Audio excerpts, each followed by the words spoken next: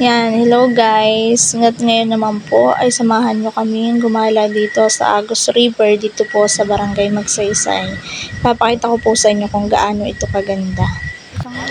Yan po mga kubong iyan ay ilan lamang po sa mga kubong nakatayo dito. Nandito pa lang po tayo sa Bukana. Hi te! Hello te! Yan, nandito na po tayo sa mismong Agos. Ayan na po. Ayan po yung kabuuan niya. Ganyan po siya kaganda. Mas maganda pa po siya sa personal. Yan. Sobrang daming kubo po dito mga nakatayo. Yun pa po yung marami. At ngayon naman po ay pupunta naman po kami dun sa kabilang dulo para makita po natin. Maganda rin po doon sa kabilang dulo. Yung medyo una-unahan po. Marami pa pong kubo doon. Yan pong mga kubong iyan ay pinaparentahan po nila. Yan pong mga wala sa tubig ay ang renta po niyan per day ay 500 to 700 po. At yun po namang floating nila kung tawagin, nandun, yun po yung nandoon sa ibabaw ng tubig ay 1,500 po ang kada araw. Sobrang dami pong kubo dito. Yung pong mga kubo dito ay iba-iba po ang may-ari. Yung pong mga taga dito mismo sa Barangay Magsaysay, yung pong mga gustong magpatayo ng kubo at may budget, willing po silang magpatayo, ay pray po sila magpatayo. Bali, hahanap lang po sila ng pwesto na bakante at pwede pong pagtayuan. Pero, kukuha pa rin po sila ng permit at syempre po, para legal pa rin po. Yan pong Agos na yan ay sobrang laki po ng in-improve niya. Dahil dati po, wala ka dyang makikitang mga kubo. Ang makikita mo lang po diyan ay mga pinagbalatan ng niyog. Yan, yung mga bunot, mga dumi, mga basura, mga kahoy. Pero ngayon po yan, wala ka na pong makikita. Kundi puro kubo, yan, mga tao. Tapos, napakalinis na po ng tubig. At diyan po sa mismong tubig na yan, ay bawal ka pong maghugas ng pinggan o plato na iyong pinagkainan. Dapat po ay meron kang sariling hugasan doon sa kubo na iyong narentahan. Yun po ang mga mahigpit nilang pinagbabawal. Lalong-lalo na po pala yung pagtatapon ng basura, kahit po yung mga pinag-upusan ng sigarilyo, dapat po meron silang may kanya-kanyang mga lagayan ng basura, kada kubo para mapanatili pong malinis at maayos ang kapaligiran. Oo, sige.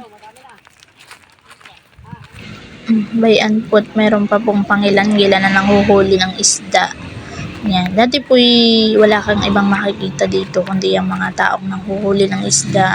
Pero ngayon ay napakadami na pong katatao, dami na pong kubo at bihira na po yung mga nanghuhuli ng isda dito. Marami pa rin naman pong nahuhuli kaya lang ay tsambahan din po. Gawa ng syempre po sa dami ng tao parang natatabo yung mga isda.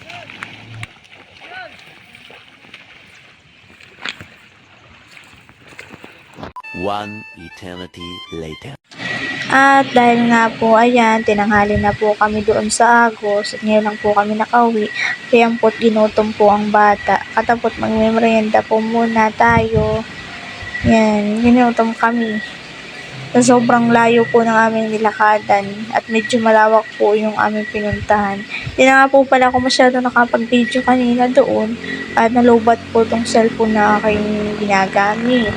Abay, ayaw na pong magpapatulong at sabi niya dapat daw po matuto na nga siya at siya daw nga po na may binata na. Kayaan, marunong na pong maghanap buhay. Bayan po, pagpaspasan, pagpapalaman ay ang kawan keso. Siya na lang daw po ang gagawa at siya daw po yung malaki na. Kaya na daw po niya. Bay di nga po, habang kami nagmemorienda, at narinig ko nga po ay nagkakagulo dito sa baba. Yung pala, ito po at nakawala ang baboy ni Papa. Hindi ko nga po alam kung pinapapaano na yan ang pagtalon doon sa kanyang kulungan. Samantalang taas ang kanyang kulungan ay nakakatalon pa. Bigat niya yan po yung babae, yung baboy na yan. Dapat nga po yan ay inahinin. Kaso lang po inibayan at nagbago po ang isip ni mama at gawa po ng ganyan. Halos na lang po sa araw-araw ay lagi pong nakakawala. Kahit papaanhin pong gawin dun sa kanyang kulungan ay madami na nga pong kakaharang. Yan po yung mababa dun sa loob niyan, napakalalim po niyan. Kaya lang ay, bakit po yung ganyan, nakakatalon. Yung kanyang kulungan, hinarangan pa po ng tabla ng kahoy ay talaga pong si Kuwan maulit. Hirap na hirap po tuloy sa pagbabalik sa kakulitan ng baboy na iyan. Siguro po yung may 65 kilos. Ganyan. May mga harang na po. At by din naman po kami at kami po nagbiyahe at kami po na may bibili ng pagkain ng baboy namin. Ano kaya sa harapan? Sa harapan. At naubusan na po kami ng pagkain. Kami po nabiyahe pa ng medyo malayo-layo para kami makabili ng pagkain. Dito po kami nabili sa Bibuan. Bilihan po ng luntian. Luntian po yung ginagamit namin pagkain ng baboy at yun po ay mas mura-mura. Tsaka po yun yung hiyang namin.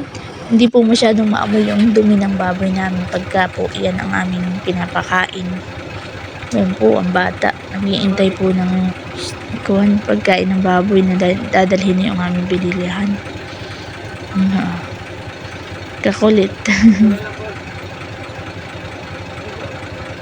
Dito po, sa loob.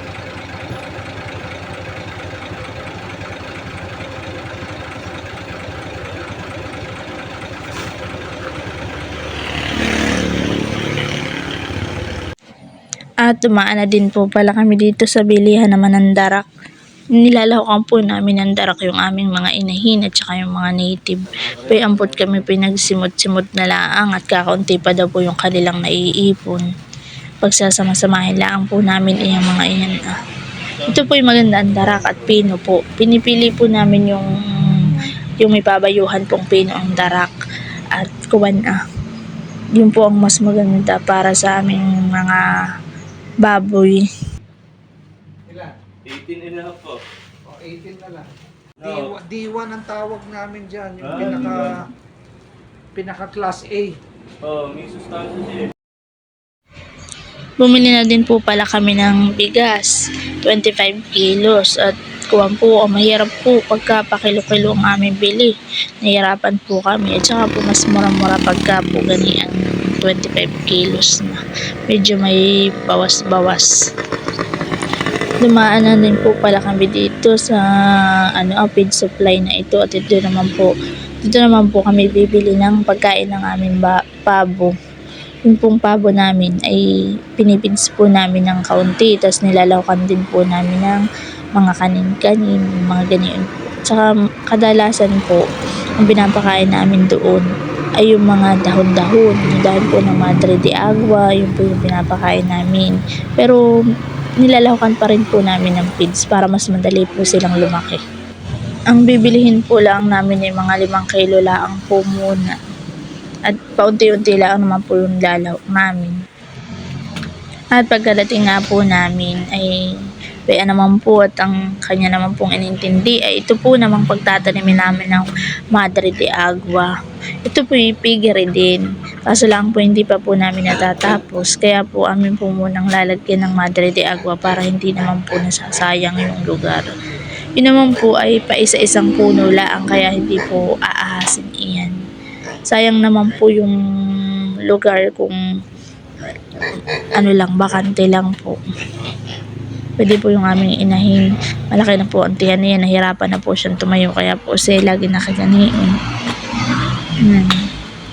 Diyan po namin ilalagay Madre de Agua. Sa mga kanto-kanto lang po para hindi po aahasin pagka sobrang kumapal. Baba.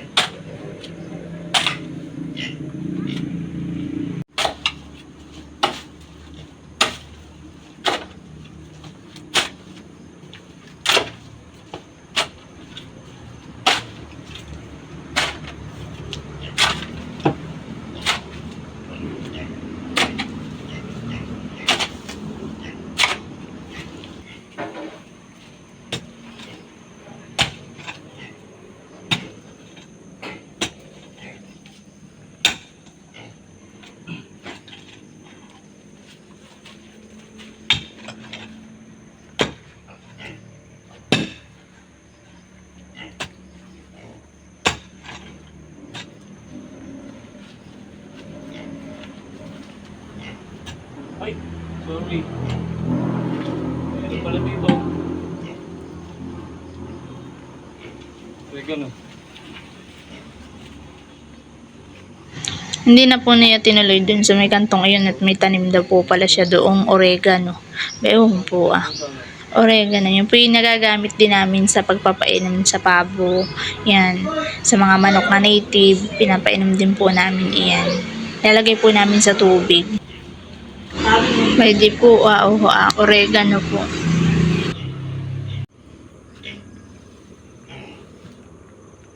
Anong talbos diyan?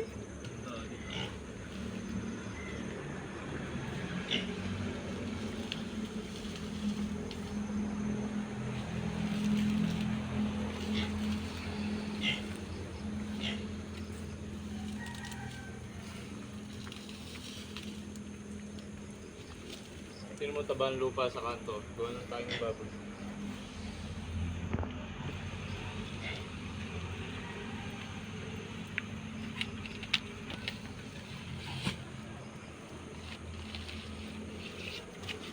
Yan, dito.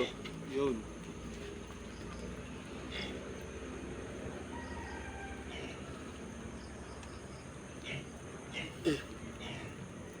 Wala akong glove eh. Bago ko kumalat pala niya eh. Pwesto muna. Titimburin mo lang yan. No? Apat na...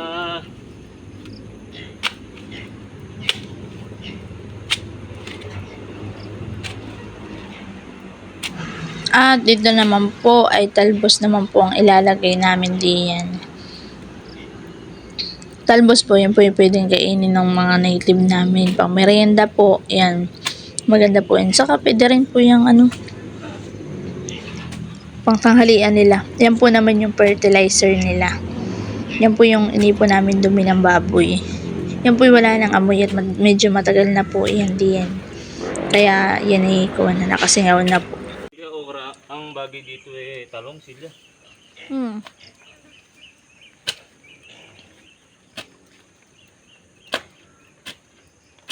Talong, ang bagay diyan, tsaka okra.